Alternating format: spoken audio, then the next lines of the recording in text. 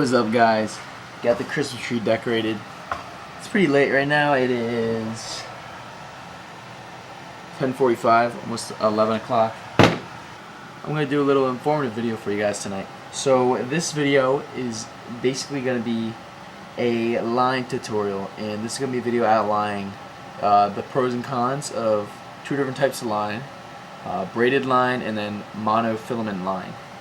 And so we'll be comparing braid and a monofilament line of the same pound test to see which one has a better breaking strength and which one is better for certain situations. Alright guys, so again today we're comparing braided line and monofilament line. We're going to do a couple tests to see which is better under certain conditions. We're going to do like a float sink test, a cutting test, and then maybe a break test. I'm not sure if I'm actually going to be able to break the braid, but we're going to try to do a break test. And basically we're going to figure out which line is better for certain situations, certain type of fishing, and which one is more popular to use based on the performance in the tests. Alright, so first we're going to be doing the float test. This right here is monofilament line, and this we're going to see if it floats or sinks in water. So I mean basically what I'm just going to do is I'm just going to coil it up and drop it into the water. Alright, so here goes the monofilament line into the water. Now as you can see, it floated.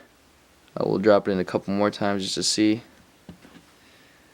Still floating. And still floating. And you can see once it's underwater, it's going to stay underwater, so it's not buoyant enough to pull the line or your lure back up to the surface of the water, which would not be good. You don't want that happening. But if you just take it out and just drop it, it's going to float. Alright, so now to see if this line right here, which is braided, will sink or float in water. This is braided line. So it's floating right there, as you can see. Drop it in a couple more times. Now that's interesting there, about half of it is floating and half of it is sinking.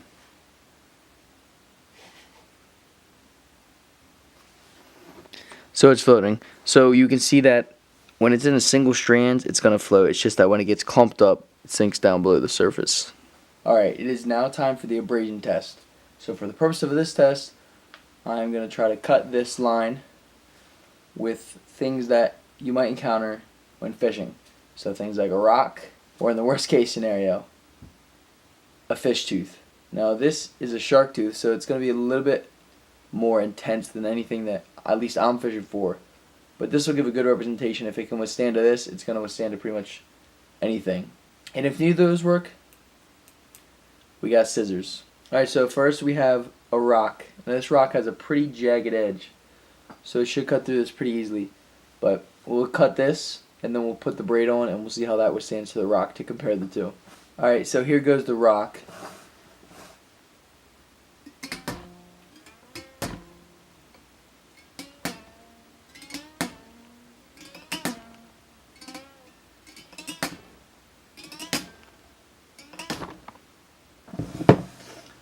Alright, so the line broke after about 7-8 strokes with this rock. So let's pull on the braid and see how long that lasts. Alright, so this is braided line. Let's see how well this withstands to the rock. Oh, alright, so you can see that the braided line could not withstand abrasion as well as the monofilament line did. Okay. Alright, so now this is the monofilament line with a fish tooth.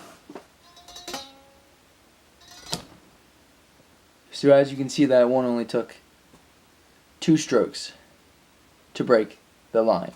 Alright, so now this is the braided line with a fish tooth.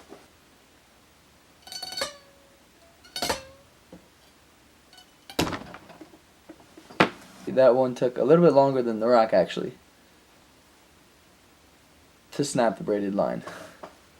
Alright, so as you can see, there are some differences between monofilament line and braided line.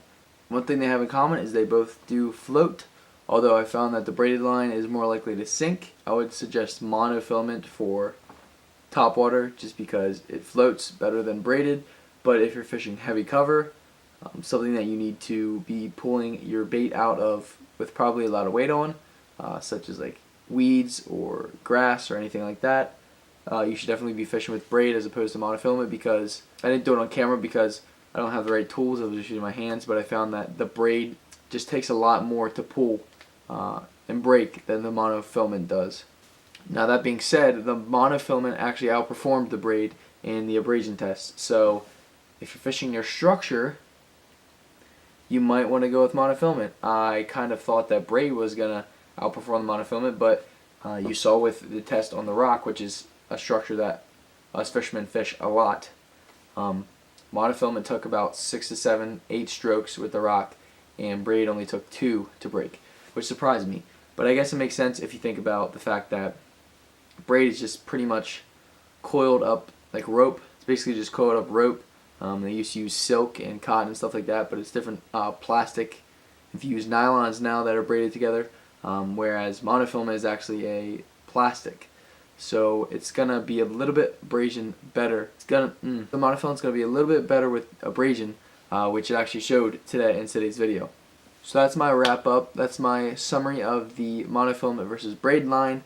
To summarize, monofilament outperformed the braid in the abrasion test. Braid outperformed monofilament in the tensile strength test, how much force it takes to break it and how strong it is from just pulling. And they both float, although I find that monofilament floats a little bit better and a little bit longer than braid does. So if you're fishing topwater, fish monofilament unless you're in heavy grass where you're going to be like getting your frog snagged up and stuff a lot, and you're going to be needing to get those fish out of grass, fish braid. If you're fishing structure, like if you're punching or if you're throwing jigs against wood or rock or anything, fish monofilament. Well, hold on, no. If you're fishing in grass, heavy grass and heavy mats, fish braid. It can take more weight, it can withstand more force. If you're fishing against sharp rock ledges or something that's going to have teeth, monofilament. I honestly didn't think that I would be saying that, but it performed a lot better. Although, obviously, if you're going to be fishing for fish with teeth, you should probably use steel leader. But I guess for things like rock edges, monofilament actually performed better. But anyways, if you're fishing rock edges or any structure and you find that your line is frayed, you should always just cut it off above that and retie it on, because the next big fish you hook into, I promise you, you will lose with a frayed line. Never works out well.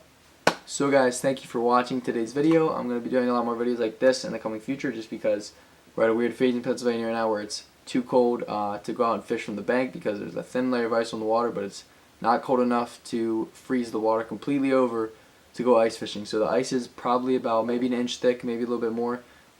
Can't hold my weight. So I don't want to take a swim at this temperature. So right now I'm just staying inside and not going fishing until the ice completely freezes over, and then I'll be out ice fishing. There will be some science videos coming up with, obviously, to do with fishing. A couple hunting videos coming up, I think. And I'm not really sure what else is coming up. Whatever really comes my way, I guess I'll throw on the channel. Thank you guys for watching. If you like videos like these, leave a thumbs up. Comment your thoughts about this video and about what this video showed. Kind of surprised me a little bit, but comment what you think. If you want to see more videos like this, comment below. If you don't want to see any more videos like this, comment below, and I'll take all of those into consideration. I hope this video helped you either choose between mono or braid, or just informed you about the advantages and disadvantages of both. Thank you guys for watching. Have a good night, and remember that the tug is always the drug.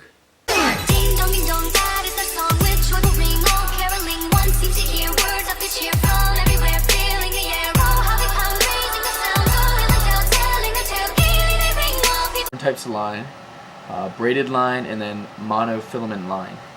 Is it monofilament?